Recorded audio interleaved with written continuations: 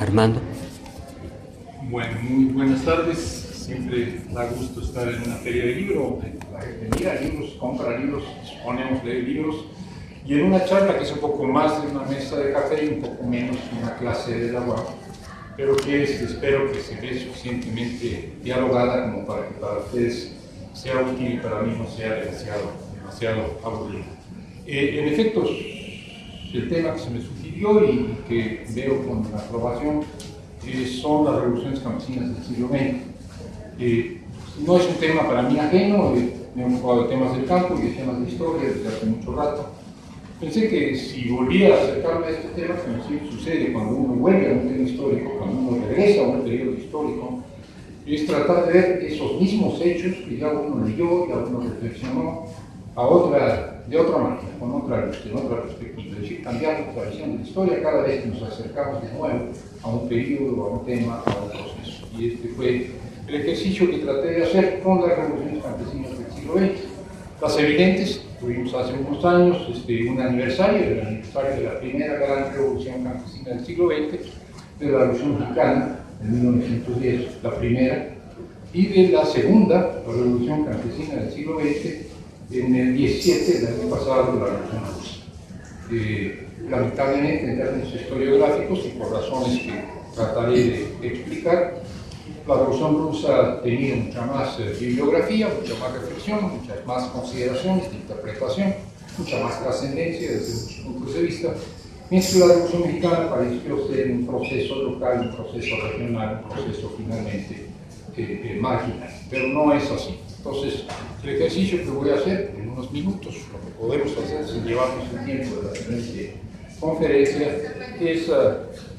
es tratar de comparar estas dos revoluciones, ejercicio que creo que no ha sido demasiado frecuente. Yo me encontré con algunas cosas sorprendentes al comparar estos dos procesos, espero que para ustedes también lo sean, ojalá. Lo primero es señalar que hay muchas semejanzas, muchas analogías, no solo en el tiempo. La Revolución Mexicana, decimos, convencionalmente empieza en 1910, termina en 1917, con la firma de la Constitución del 17. Podríamos prolongarlo hasta los años 20, algunos lo desarrollan a lo largo de toda esa década. Dirían que la revolución en realidad llega hasta el cardenismo y culmina con el cardenismo, es igual. En todo caso, el hecho es que en la segunda década del siglo estallan los conflictos, los movimientos, cae el gobierno de Díaz finalmente, y hay un cambio político, económico, social, cultural, espiritual en México. La Revolución Rusa inicia formalmente en 1917 y transcurre en un lapso mucho más corto, no son 10 años. Ahí se dice que en un año, en 1917, de febrero a octubre, tenemos dos revoluciones en una. Caen los Ares, entra el gobierno de Kerensky, que es un gobierno tibio, y luego entra el gobierno radical, el gobierno revolucionario de los soviets, que finalmente va a quedar en manos de los bolcheviques.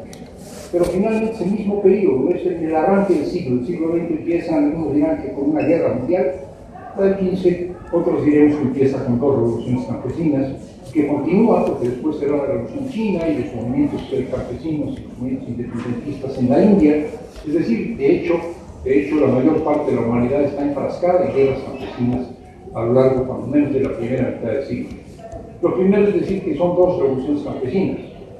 Para la Revolución Mexicana no hay duda que es una revolución campesina, digamos, la historiografía ha dicho que es una revolución campesina, ha decorado los muros del gobierno del país, de las imágenes de los campesinos que hicieron la revolución, Zapata y Villa son emblemáticos, etc. No hay duda. Es una revolución prolongada, es una revolución que transcurre en el campo, es una revolución que libran ejércitos campesinos, en las que matan y mueren dos campesinos, no hay ninguna duda. Y bueno, los campesinos eran la enorme mayoría de la población en ese momento en el país era un país agrario, y la concentración urbana estaba en dos o tres grandes ciudades, la Ciudad de México, Puebla, no en muchas otras realmente significativas. La industria también estaba concentrada y en las zonas de industria. En la Revolución Rusa, en cambio, muchos dirían espontáneamente, fue la revolución proletaria, ¿no? Por excelencia. Bueno, si fue una revolución proletaria, no fue una revolución popular. Porque Rusia era un país en un 80 y tantos % campesino, y si fue una revolución popular, fue una revolución campesina. Claro, dirán entonces algunos, fue una revolución mayoritariamente campesina, pero conducida por el proletariado, por lo tanto, fue una revolución cualitativamente proletaria, es decir, que los campesinos se dejaron arrastrar por los obreros en una revolución que no correspondía a su verdadero carácter de clase. La verdad es que esta discusión no conduce a ningún lado, y lo que hay que admitir desde todos los puntos de vista es que la revolución rusa fue una revolución campesina, una revolución socialmente campesina. Los zares no hubieran caído si los campesinos no se hubieran alzado, los zares no hubieran caído si los soviets obreros, los soviets campesinos, que eran en enorme mayoría, no se hubieran alzado contra el gobierno zarista, y los soviets de soldados, es decir, las organizaciones, los comités pues, de resistencia y de lucha, que se llamaban soviets, de soldados y de campesinos no hubieran tumbado los zares, y los soldados eran campesinos, como siempre sucede quienes están en la guerra, quienes van a la guerra son los campesinos vestidos de soldados. Por lo tanto, la mayoría del pueblo organizado que participó en la Revolución Rusa, los soviets campesinos y los soviets de soldados eran campesinos de élite o campesinos. Y los obreros, que eran importantes, que estaban concentrados, pero que eran una pequeña minoría. Los partidos campesinos tuvieron una participación muy destacada en la revolución: el Partido Social Revolucionario, el Socialista Revolucionario, también conocido como populista, que representaba realmente a los campesinos y por lo tanto a la mayoría, y que al principio gobierna junto con los bolcheviques, etc. La primera idea es: Rusia era un país básicamente agrario, quizás el 85% de la población era campesina, era básicamente agrícola, era un país con una población concentrada en Moscú, San Petersburgo, con algunas zonas de minería y de industria más o menos concentradas también, en Donetsk, etc. Eran dos países, por lo tanto, muy semejantes. Los dos eran países periféricos, o somos países periféricos, no países centrales, no Europa, no Estados Unidos, pero tampoco países demasiado periféricos. Nosotros no somos Sudamérica ni Centroamérica, somos entre Centroamérica y Norteamérica, es decir, en el filito entre el resto del continente de Estados Unidos, ¿no? Entre el desarrollo y el plano subdesarrollo. Igual Rusia estaba como en medio, ¿no? Entre Asia y los países más primitivos y rústicos por un lado y Europa por otro lado. O sea, ni tan atrasados ni tan avanzados, básicamente rurales, fundamentalmente campesinos. Capitalistas no. Si es que entendemos por capitalismo una sociedad industrial, urbana, de trabajo asalariado, que no lo eran en ninguno de los dos casos. Y burguesa, bueno, es discutible. En el caso de Rusia lo que teníamos era un zarismo, es decir, un gobierno aristocrático, una aristocracia que se daba el poder. En el caso de México no, en el caso de México era un gobierno, diríamos, republicano democrático, en donde Porfirio Díaz durante 30 años gobernaba directa o indirectamente. Es decir, teníamos también una suerte de autoritarismo hereditario. Y en los dos casos se trata de revoluciones que estallan en el campo y que estallan en la ciudad. Lo primero que me interesaría tratar de destacar es: en los dos casos, en principio, debería haber operado una alianza obrero-campesina, una alianza de los trabajadores, de los oprimidos, de los explotados de ambos países, que además tenían expresiones políticas, ideológicas, culturales, que se expresaban más en Rusia quizás que en México, pero a través de partidos. Y en este caso hubiera sido una alianza entre el proyecto de los campesinos, que es una reforma agraria para los dos países, y en el caso de los obreros, que eran ciertos derechos: el derecho de huelga, el derecho a un salario digno, el derecho a una jornada laboral también decente, el derecho a una intensidad de trabajo soportable, el derecho a la sindicalización, y en un sentido un poco más radical y un poco más adelante, en algunos casos, la apropiación de las fábricas, de los medios de producción por los propios obreros. Esto es en los dos casos. Si leemos el programa de los magonistas, del Partido Liberal Mexicano, de Carlos Magón y sus compañeros de la Junta Organizadora del Partido Liberal, que estaban en el exilio, no el programa de 1906, sino el programa de 1911, que es un manifiesto programático publicado en 1911 y firmado como Tierra y Libertad. Ahí lo que está planteando es una revolución muy semejante, aunque no centralista, no estatista, al planteamiento de los bolcheviques y también al de los socialrevolucionarios en Rusia.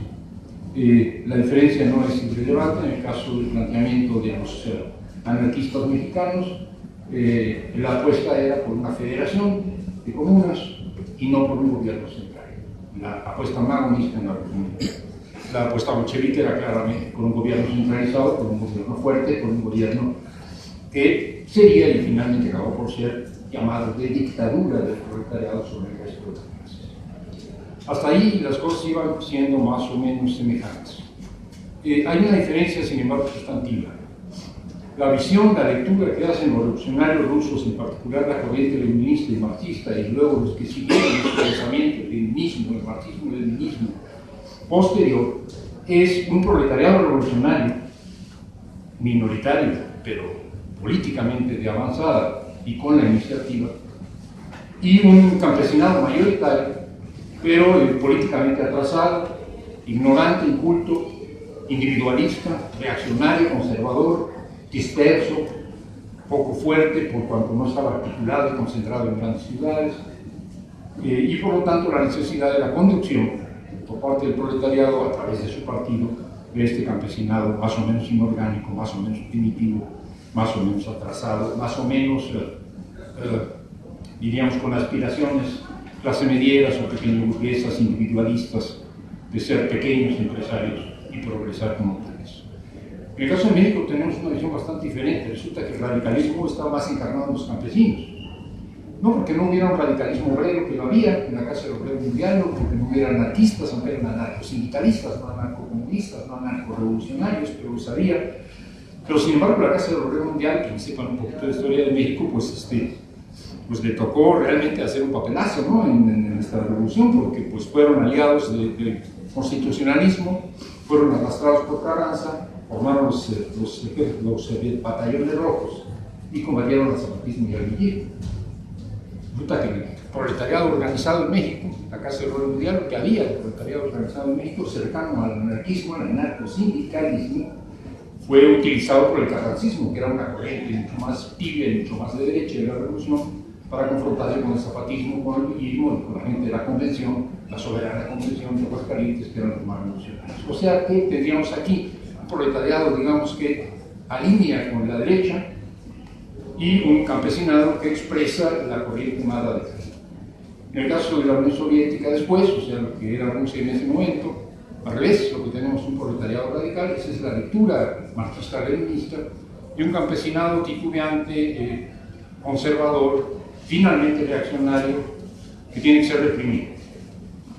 Esto es una idea, no, hay que discutir y hay que comentar. O sea, el resultado de la revolución en Rusia es un conflicto interno muy fuerte, y este conflicto interno implica contradicciones, en primer lugar, con los conservadores restauradores, los blancos, que trataron de restablecer el zarismo e impedir que se consolidara la revolución.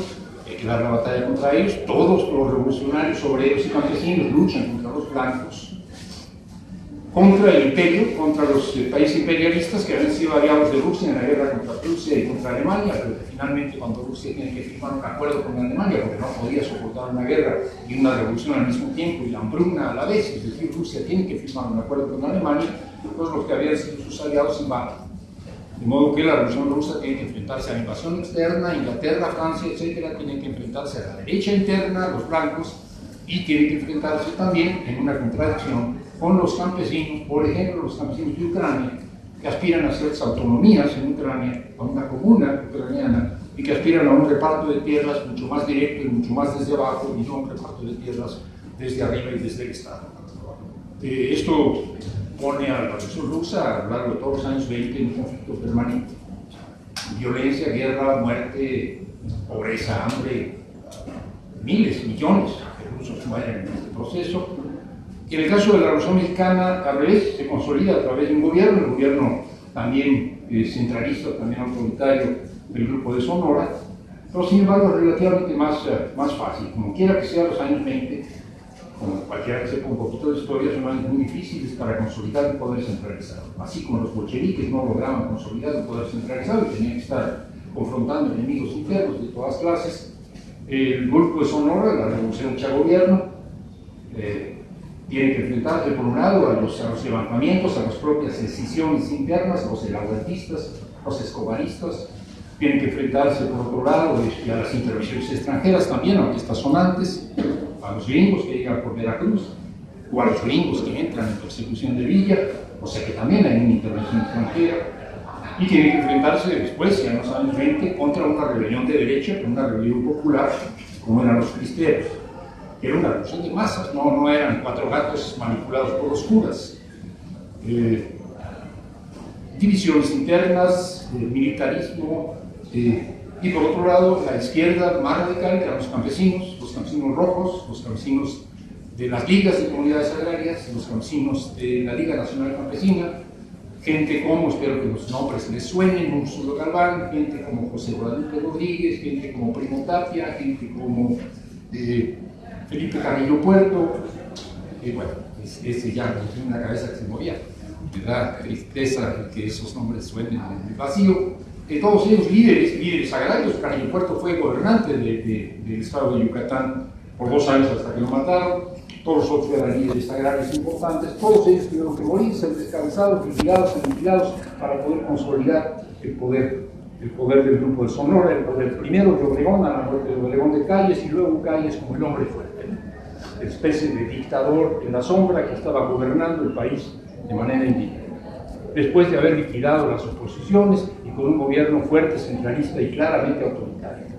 ¿Qué pasa en Rusia? Lo mismo, tenemos conflictos internos, conflictos externos, con las invasiones extranjeras, con la derecha interna, con los campesinos, levantamientos también de los trabajadores, conflictos con los anarquistas, conflictos con los socialistas revolucionarios, y finalmente se consolida también un gobierno fuerte. A la muerte de Lenin, el gobierno fuerte está encabezado por un hombre que es sin duda un personaje para todos notable del siglo pasado, del siglo XX, que es José Stalin. Digamos que culmina en el stalinismo, este proceso de una revolución popular que tiene que enfrentar a los enemigos, que tiene que luchar contra enemigos externos e internos, y que finalmente se consolida con un gobierno fuerte, con un gobierno que, digamos, se asienta sobre la derrota de sus enemigos internos, sobre la derrota de las fuerzas externas, sobre la derrota de lo que quedaba del zarismo, sobre la derrota de los anarquistas que están en el bote o están muertos, sobre la derrota de los socialrevolucionarios y sobre la derrota de los campesinos. Y los campesinos que quedaban, el estalinismo los liquida también en una política de supresión de clase de los kulaks, que presuntamente eran los campesinos ricos. ¿Qué pasa en México?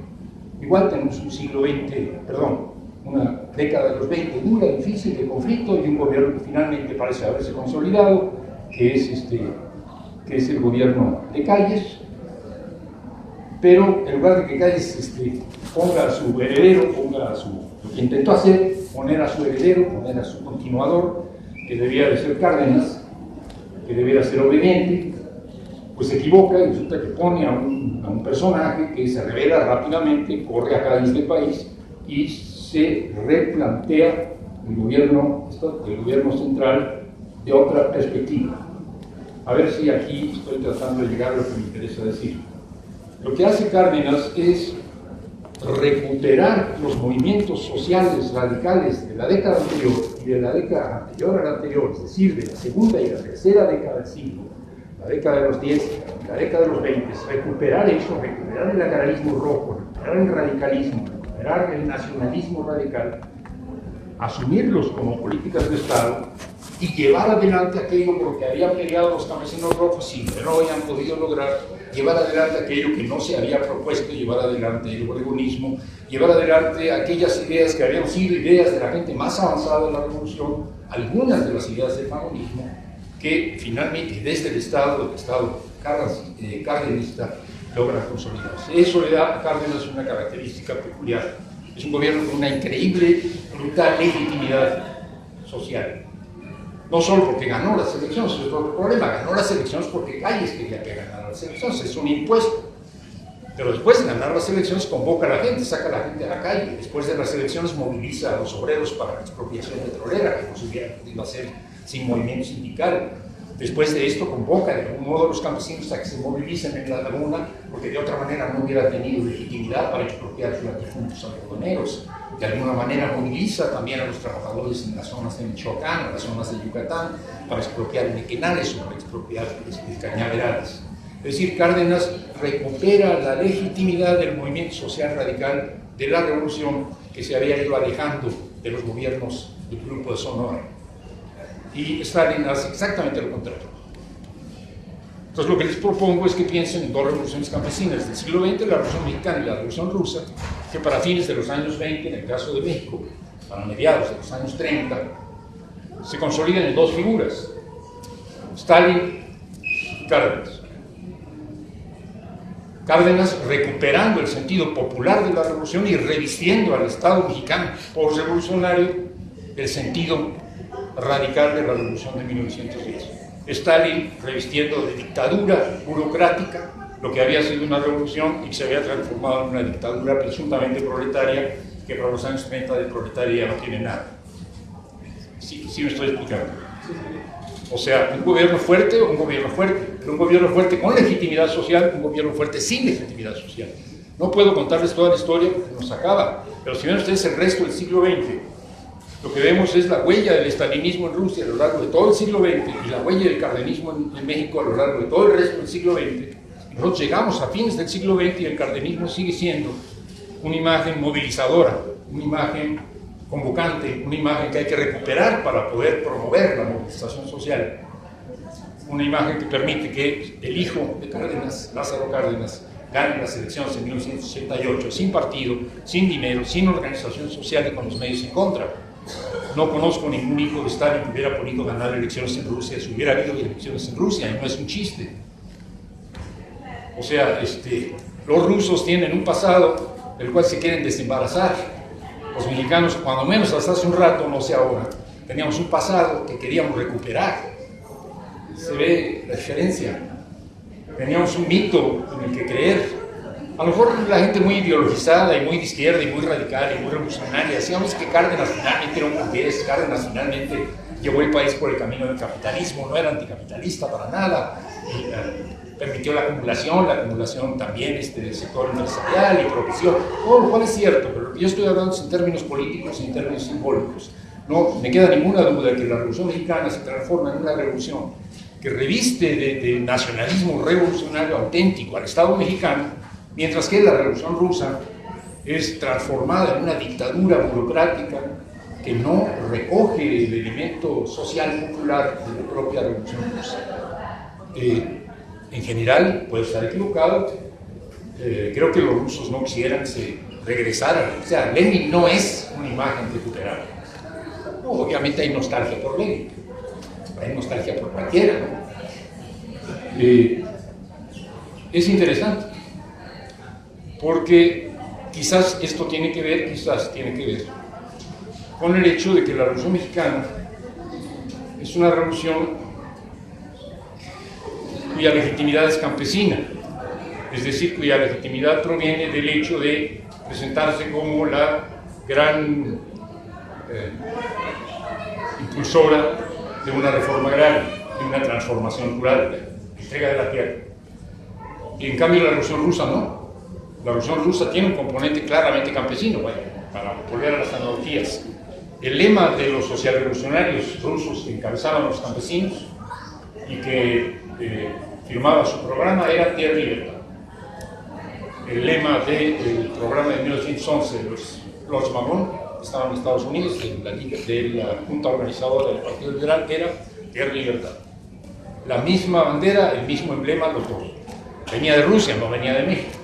En el caso de México no venía del zapatismo, venía del magonismo, se les pasa al zapatismo, pero ahí estaba, Tierra y Libertad era el contenido de la Revolución Mexicana. Y era un contenido básicamente campesino. No era antiproletario, pero era básicamente campesino.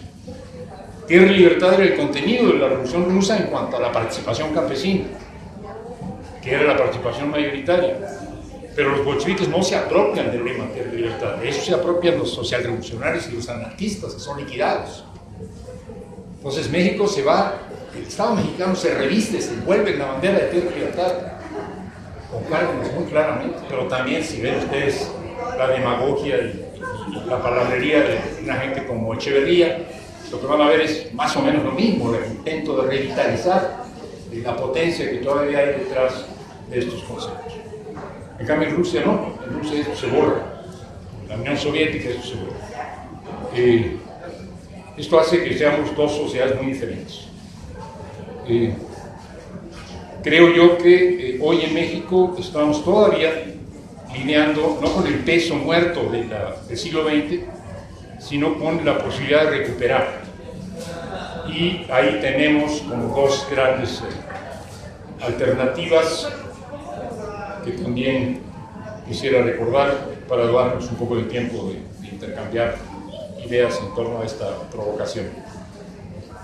diríamos que la Revolución Mexicana es finalmente una revolución campesina con la reforma agraria como elemento estructural en dos visiones diferentes, la zapatista de Morelos, la zapatista del Ejército Liberador del Sur, la zapatista de la Comuna de Morelos, que es la construcción de una comuna desde abajo, de un gobierno desde abajo, de una autogestión o de una gestión autonómica desde las regiones, con un mandato obedeciendo, dirían ahora algunos compañeros, basado precisamente en lo local, en lo territorial. La Comuna de Morelos, aunque ellos no hablaron de la Comuna de Morelos, pero Adolfo Gili, y de manera muy oportuna, la califica así. Un poco como la Comuna de París en 1871, este tipo de gobiernos desde abajo. El Zapata le molesta la silla presidencial cuando está en el Palacio de Villarnovilla, se sienta, pero tampoco se queda ahí, hubiera querido quedarse. Pero la otra visión es Cárdenas. Cárdenas es un hombre de gobierno, es un hombre de poder, es un hombre de Estado. Cárdenas sabe qué hacer con el Estado. Zapata no sabe qué hacer con el Estado, sabe qué hacer con las autonomías de base. Cárdenas sabe qué hacer con el Estado, sabe qué hacer con una industria petrolera que está en manos de las transnacionales y que hay que nacionalizar, porque además se viene una guerra y el petróleo va a ser estratégico. Cárdenas sabe que hay que resolver el problema de los jornaleros agrícolas de la laguna entregando tierras. Cárdenas sabe que no puede manejarse el tema del Nequén si no es creando un gran ejido de dinero. Cárdenas tiene una visión de Estado, Zapata tiene una visión desde abajo. Hoy seguimos teniendo el neozapatismo, una visión desde abajo, como han dicho, y nosotros no queremos ganar elecciones, lo que queremos son autonomías, por un lado, y por otro lado, la visión más cercana al cardenismo histórico, que sería la de Morena, que es Manuel López Obrador, diciendo que lo que nosotros queremos es transformar a la sociedad mexicana también desde el Estado. Y ambos tienen una herencia, que es nuestra revolución. ¿Sí me estoy explicando? Uno puede decir, yo estoy hablando desde el viejo zapatismo y se vio claro que los zapatistas de Morelos no querían estar en el Palacio Nacional. Bueno, yo estoy inspirado en el cardenismo y puedo decir que Cárdenas sí quería estar en Palacio Nacional. Otras revoluciones campesinas del siglo XX, la Revolución Rusa, la gran Revolución Rusa, la espectacular Revolución Rusa de la que todos queremos aprender, no es hoy movilizadora ni inspiradora del pueblo ruso, a menos que yo esté equivocado. Ojalá que estuviera yo equivocado. Y bueno, sí, ya terminé y tengo una solicitud de tomar la palabra que me da mucho gusto. De sacar a los demás, va a hablar el compañero y vamos a seguir platicando y discutiendo. Termino la exposición. Gracias. Gracias.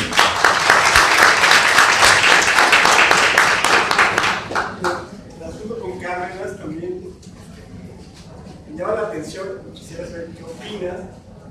Que alrededor de Cárdenas había varios intelectuales mexicanos y extranjeros, que, bueno, los que llegaron con los españoles de la República Española, Daniel Cosío Villegas y Susi Basejerzo, el abuelo, ¿no? Sí. Entonces, yo creo que fue una coincidencia pensar que ahora alrededor de Manuel López Obrador, a mí me encantaría que algunos intelectuales nos asesoraran o trabajaran así como trabajó José Villegas.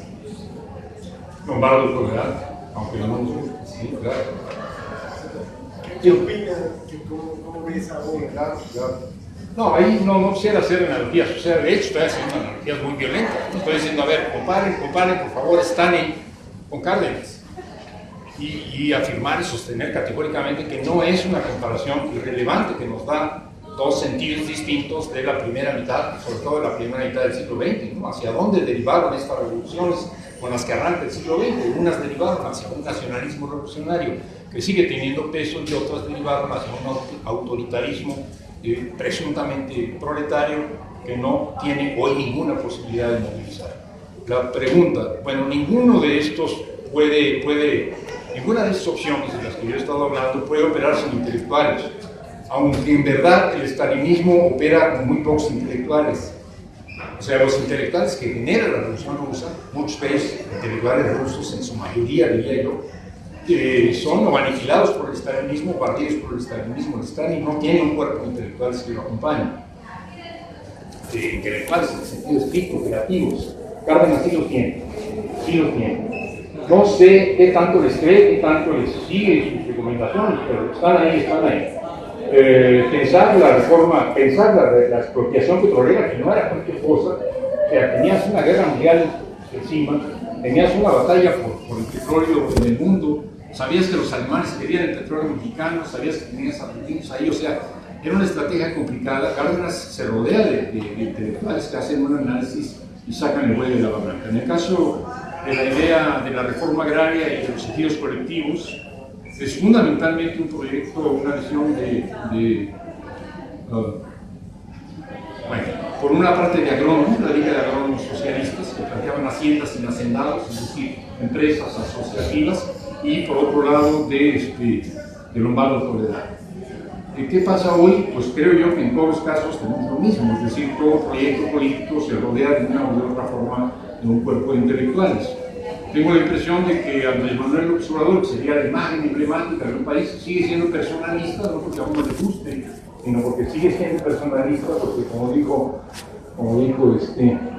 el señor presidente, es cultura del asunto, así como la corrupción, el personalismo también. En un momento dado, esta figura trata de envolverse en intelectuales, que sería algo más bien el 6 y el 12, ¿no? Por ahí hay libros, publicaciones, eventos, acontecimientos y figuras intelectuales que están modeladas para el 18. Más bien lo que parece es que quiere rodearse de votos. Y los intelectuales no llevamos muchos votos, lamentablemente. A ver, trato de ser crudo y completamente descarnado. El poder mostrarse López Obrador con 10 o 2 intelectuales muy brillantes, a algunos nos haría sentir bien, supongo que a ti, supongo que a mí, y a lo mejor hasta estaríamos ahí, todos saldríamos en la foto, ¿no? Pero eso no va a cambiar demasiado la correlación de fuerza en términos de votación.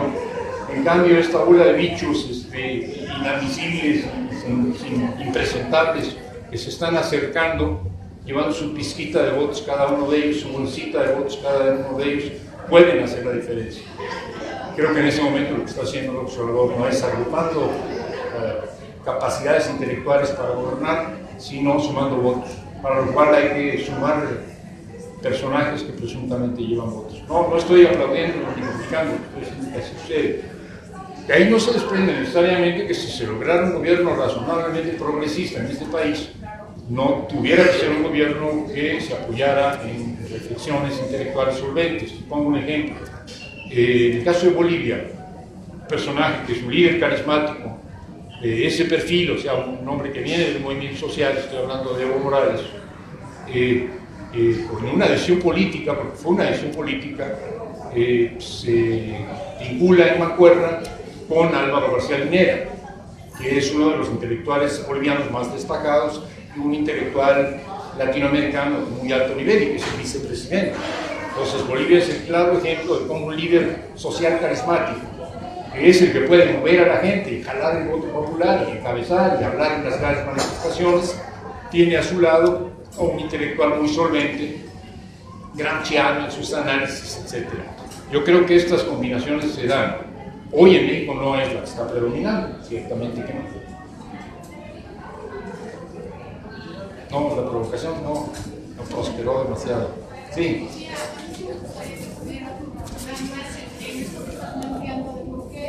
Por ejemplo, para la Unión Soviética no podría como representar ya como esta figura, ¿no?, idealizadas también en México. Sin embargo, me parece que aún hoy en día hay mucho eco de la ideología de ese momento.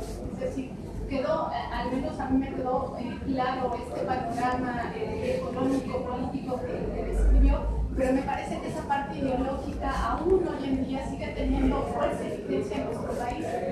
A mí lo que me sorprendería es pensar por qué allá no, es decir, acá sí sigue teniendo eco. Sí.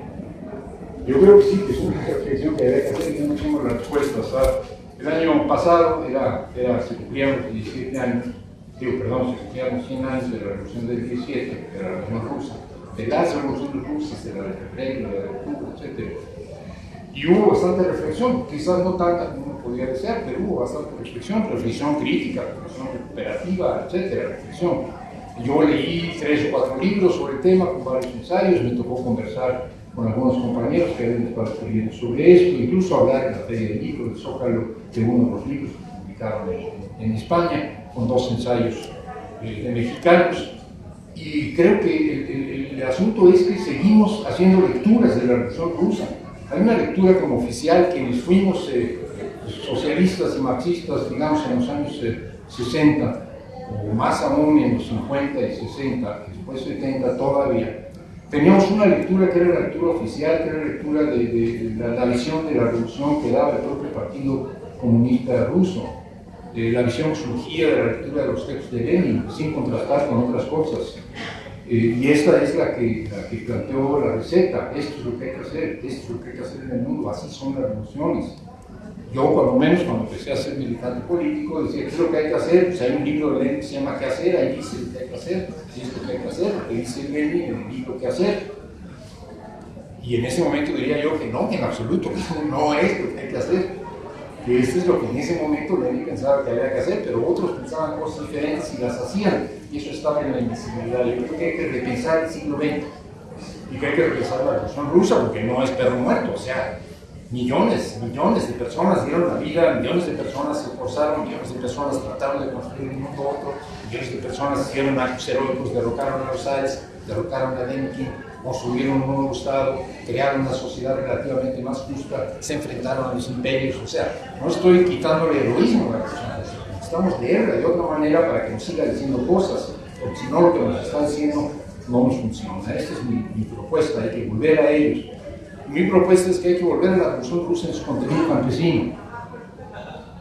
Mi idea, la lectura revolucionaria del siglo XX que proponían en el siglo XIX, fines del siglo XIX, intelectuales populistas, muchos de ellos rusos, Herzen, Chernyshevsky, Lavrov, etc., una corriente de pensamiento eslavófilo, que fueron contrapartes de Marx. Marx discutía con ellos, porque ellos conocían el pensamiento de Marx, habían leído el tomo 1 del Capital, consideraban que Marx lo que estaba diciendo el Capital no operaba para Rusia, que Rusia era otra cosa, que había que pensar Rusia de otra manera. Marx decía que tenían razón, que había que reflexionar. Marx aprende ruso, discute con ellos. Hay una corriente política, los populistas rusos, esta corriente que después se encarna en un partido, el Partido Socialista Revolucionario, que participa en la revolución y que son las mayorías. Sin este Partido Socialista Revolucionario, el Partido Bolchevique, que era una minoría, no hubiera podido tomar el poder ni gobernar. Y estas eran un pensamiento más cercano al anarquismo y al campesinismo que al marxismo y al proletarismo. Nosotros tenemos otra visión. La pregunta es si la visión proletaria de la revolución, la visión de una clase minoritaria que cualitativamente tiene que encabezar y por lo tanto requiere un partido de vanguardia, y la visión campesina de la revolución de una clase mayoritaria que se mueve de otra manera y con otra dinámica y que no necesariamente va a tener un partido de vanguardia como un partido de cuadros, no es más iluminadora de lo que fue la revolución china o de lo que fue la revolución en la India. Sí me estoy explicando. O sea, el modelo de la revolución rusa opera en una revolución que duró un año, menos de un año, pues, de febrero a octubre. Una revolución con la revolución mexicana que dura 7 años, o 8 años, o 10 años, si quieren ustedes, o 12 o 15 años, ya sucede en el campo. No vas a resolver. Si ustedes leen la historia de la revolución rusa, de veras, lean una historia de la revolución rusa así de las clásicas, y todo sucede en San Petersburgo. Todo. Madre, Rusia era un país gigantesco, lleno de campesinos por todos lados, eso no sale. Ellos estaban nomás mirando. No puede ser. La Revolución Mexicana no sucede en la Ciudad de México. ¿Sí estamos claros? No, son 10 años, son 11 años. La Revolución China no sucede en Shanghái. La rebelión proletaria sucede en Shanghái, es aplastada, y la Revolución China sucede en el amplio campo chino, encabezado por un ejército muy partido. O sea, son dinámicas muy diferentes. Entonces necesitamos volver a reflexionar sobre esto. Entonces la Revolución Mexicana también habla. No es que fue una revolución burguesa, una revolución tibia, una revolución traicionada. Cuando dice, y ahora sí termino porque ya es otra conferencia, cuando dice Adolfo Chile, ya lo cité para referirme a la Comuna de Morelos, la revolución interrumpida, yo creo que sí. Creo que era válido cuando él hablaba de esto. Todavía el cardenismo, neocardenismo, el cardenismo de Lázaro no emergía fuertemente. Cuauhtémoc, perdón, no emergía fuertemente. Y de la Revolución Rusa no se puede hablar de eso. Se puede hablar de la Revolución traicionada, si quieren ustedes, pero no interrumpida. Porque la palabra interrumpida implica que la Revolución Mexicana puede continuar. Piensa un trotskista como era Adolfo Hitler en ese momento.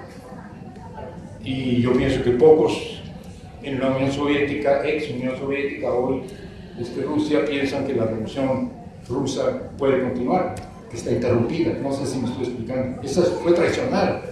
Hay que hacer otra cosa ahí, no sé qué, pero hay que hacer otra cosa, inspirándose en el pasado. Uno nunca se olvida del pasado. En cambio, la Revolución Mexicana, pensaba Adolfo hace algunos años ya, era algo que podíamos continuar, porque había una tarea pendiente, porque teníamos una herencia que recuperar.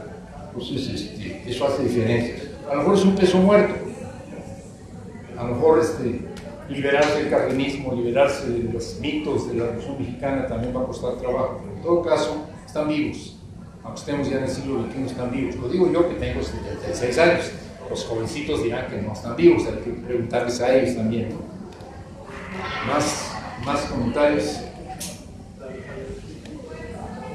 No sé si más bien. Sí. Puedes hacer 3 preguntas si gustas. Voy a sacar estos. Órale, aunque no son tuyos, pero. Gracias. César Carrillo. ¿Tienes preguntas, ya? No, tú más bien que hagas las preguntas y para el público. Hacerles preguntas. Y esto solo tiene para el público, ahorita te damos a ti. Dios mío. Raquel Tibol, bueno, la crítica y la militancia, pero son textos sobre Raquel Tibol, Sí.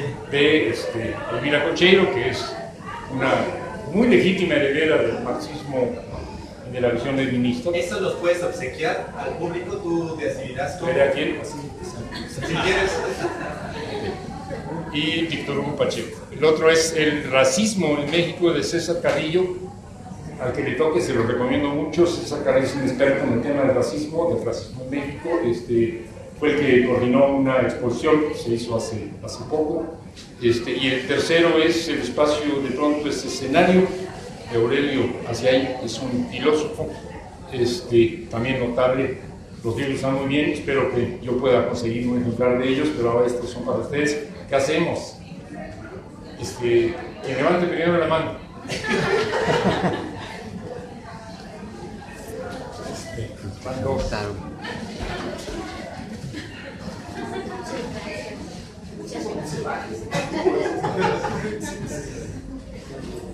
¿Otra vez? Es injusto, pero pues así es la vida.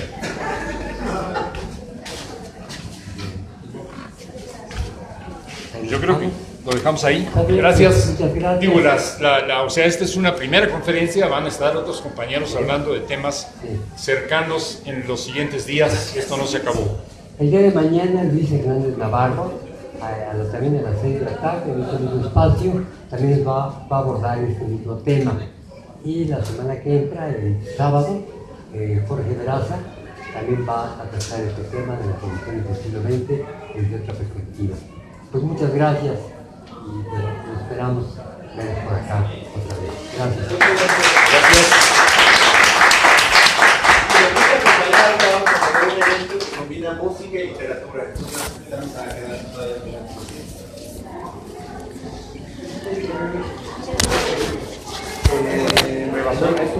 La mesa de café estuvo bien. Órale.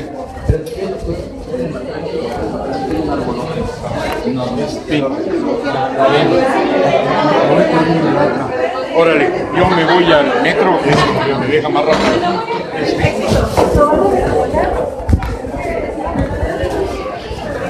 Gracias.